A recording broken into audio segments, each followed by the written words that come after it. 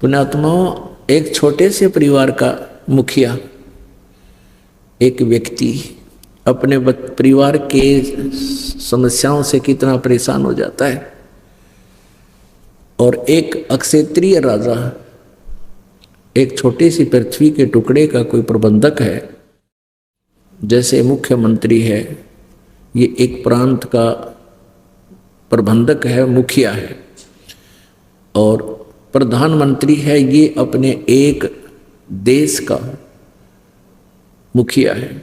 तो एक परिवार 5-7 परिवार के सदस्य हों और उसका मुखिया कितना परेशान, और ये पूरे क्षेत्र का ठेका ले रहा है, ये कितना सुखी होगा। सपने में सुख नहीं इनको, राजाओं को सपने में भी। ये तो हमने दिखाई दे हैं आगे पाछे गाड़ी लाल बत्ती वाली, इनका पल्ला कुछ को ना। जब सुरपति दुखिया और भूपति दुखिया, रंक दुखी बप्रीति हो, सारी पृथ्वी का राजा भी दुखिया। और रंक यानी गरीब तो स्वाभाविक दुखी, उसका तो है ही कष्ट। लेकिन जिनके पास परमात्मा की सत भक्ति है, परमात्मा की सत भक्ति है, वो सबसे सुखी और सबसे धनवान। परमात्मा कहते हैं, कबीर सब जग निर्धना, धनवंता ना कोय, और धनवंता सो जानिए जिस पर राम नाम धन हो। तो आप जी चाहे कितने निर्धन हो और किसी भी जाति मजहब से आप संबंध रखते हो, चाहे आप कितने ही धनवान यानी पैसे वाले हो और आप भक्ति ठीक कर नहीं रहे हो, तो आप निर्धन हो। वो अरबपति भी निर्धन है, खरबपति भी निर्धन है, और निर्धन तो वैसे भी मतलब माया से भी निर्धन तो है ही निर्धन। लेकिन जिसके पास राम नाम है, वो चाहे अरबपति है, खरबपति है, चाहे कंगाल है, वो वास्तव में धनवान है। तो कहने का भाव ये है कि हमारे पास ये धन होना चाहिए जो परमात्मा की भक्ति वाला, बाकी ये धन अपना नहीं है। बहुत से प्रमाण आपके सामने हैं, बहुत से प्रमाण है आपके सामने। हमारे इसी जीवन में बहुत से प्रमाण आप देख सकते हो। एक बहुत बड़ा इंडस्ट्रियल था, बहुत बड़ा धनवान, फैक्ट्री ला रहा था, और फिर मंत्री भी बन गया था, पैसे की कोई कमी नहीं थी।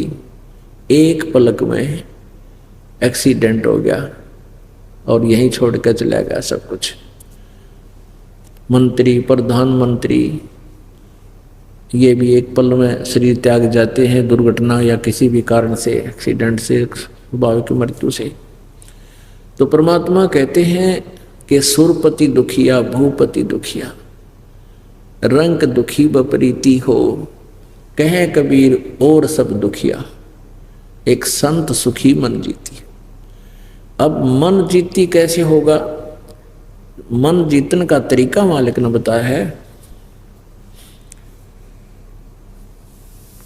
कि गुरु के वचन का पालन करें। गुरु जी आपको क्या बताएंगे? शराब, मांस, तम्बाकू, चोरी, ठगी, जारी, भाई किसी प्रकार का भी और बकवाद नहीं करनी है। ये आपने मन जीतना पड़ेगा, और मन जीता जाएगा गुरु जी के आदेश तय। और गुरु जी के वचन का पालन नहीं करोगे, आपको आध्यात्मिक मार्ग में लाभ नहीं मिलेगा। और दूसरा आपको क्या बताया जाएगा? ज्यों राखो त्यों ही रहूं, ज्यों राखो त्यों ही रहूं, हमरा के चारा, खाने जाद खरीद हूं, गुलाम तुम्हारा। परमात्मा की रजा में राजी रहना सीखना पड़ेगा अपने। परमात्मा चाहे किसी प्रकार भी आपको रखता है, चाहे भूखा रखता है, प्यासा रखता है, बाकी तो ये ऐसा नहीं होगा कि भूखा और प्यासा आपको रख ले भगवान, क्योंकि ये दयालु मालिक है। उसके बच्चे जो सही भक्ति पर लग रहे हैं वो भूखे प्यासे नहीं रह सकते हैं, उनके परमात्मा को नींद नहीं आओ। फिर भी परमात्मा हमें याद दिलाना चाहते हैं, हम डिमांड करते हैं कोई बहुत बड़ी किसी वस्तु की, छोटी वस्तु की, और वो हमें नहीं मिल पा रही है।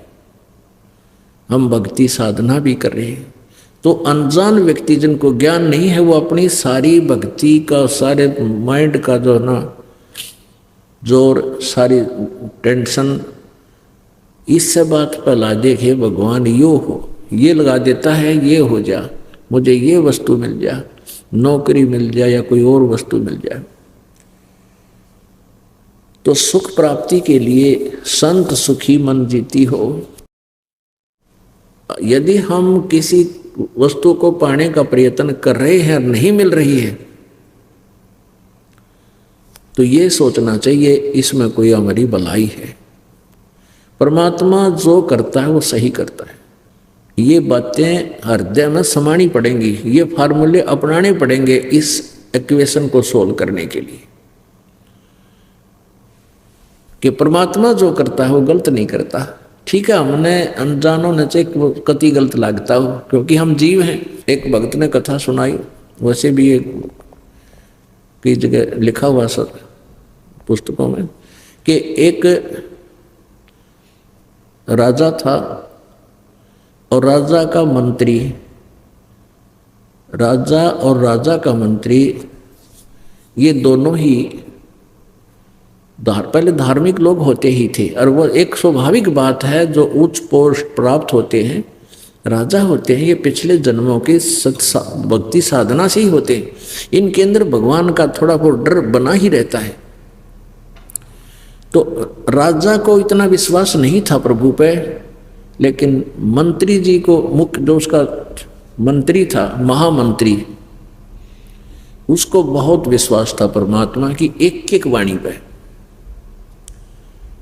एक दिन राजा अपने खड्ग की, अपनी तलवार की धार चेक कर रहा था, किसी से बातें कर रहा था, और महामंत्री वहां खड़ा था।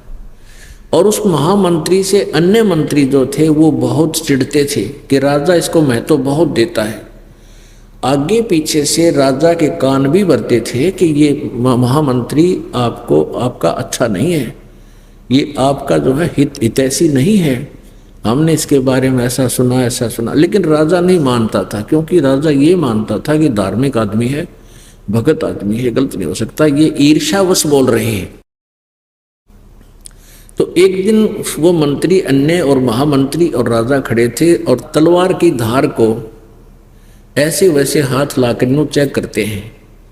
राजा का बातों में ध्यान हो गया और वो धार तलवार की इतनी तेज होती है, उंगली कट गई राजा की। और राजा ने कहा, अरे मर गया मैं तो, भाई नाश हो गया। तो महामंत्री ने कहा कि बहुत अच्छा हुआ। अब राजा की तो 100 पर सुई गई कि देख निकम्मा आदमी, मेरी उंगली कट गिरी, उन्होंने कहा है बहुत अच्छा हुआ। तो उसके फिर वह बात भी खटक गई कि मंत्री ठीक क्या करते हैं कि ये दुश्मन है मेरा, मेरी उंगली कटी, ये खुशी मना रहा है, उन्होंने कहा बहुत अच्छा हुआ। राजा ने कहा कि इसको जेल में डाल दो, वो कैद में डाल दिया। 5-6 महीने के बाद राजा की वह कटी हुई उंगली का पीड़ा बंद होगी, बाकी वो टूंड सा न्योका न्यू रह गया, वो ठीक हो गया जितना था। वह कट की जरूर इतनी, वो घाव भर गया उसका कटने के बाद। अब फिर उसने कुबद भाई के जंगल में शिकार करने जाते हैं, और महामंत्री वो चापलूस चुन लिया जो उस भगत की निंदा करा करता, महामंत्री की जो कैद में डाल दी, वो चुन लिया महामंत्री। और सैर शिकार खेलने जंगल में चले गए, रास्ता भूल गए, जंगल में बिचल गए, वहाँ फंस गए, दिशा भूल गए। तो उस जंगली लोगों का कोई त्योहार था और उनके पुरोहित ने कह रखा था भी आज देवी के नर बलि चढ़ानी है। नर मनुष्य को काट के इसके चरणों में उसका खून मुंह के लगाना है, यानी बलि आदमी की बलि करनी है इसको, इन बकरे और जोटियां की नहीं, तब ज़्यादा खुश होगी। तो उस कबीले के जो थे आदमी सब इधर उधर किसी आदमी की तलाश में चल पड़े। उन्होंने वो दोनों घोड़ों पर थे, वो दोनों घोड़ों वाले घेर लिए, तीर ले रहे चारों तरफ से, सैकड़ों आदमी घेर लिए, पकड़ लियाए, पुरोहित के सामने खड़े कर दिए कि लो जी एक छोड़ दो बोले। पुरोहित बोला ठीक है, 2 चढ़ा देंगे, देवी और ज्यादा खुश होगी। तो उस पुरोहित ने कहा कि भी ये देखो इनका कोई अंग भंग ना हो, अंधा काना लूला लंगड़ा कोई टुंडा ना हो।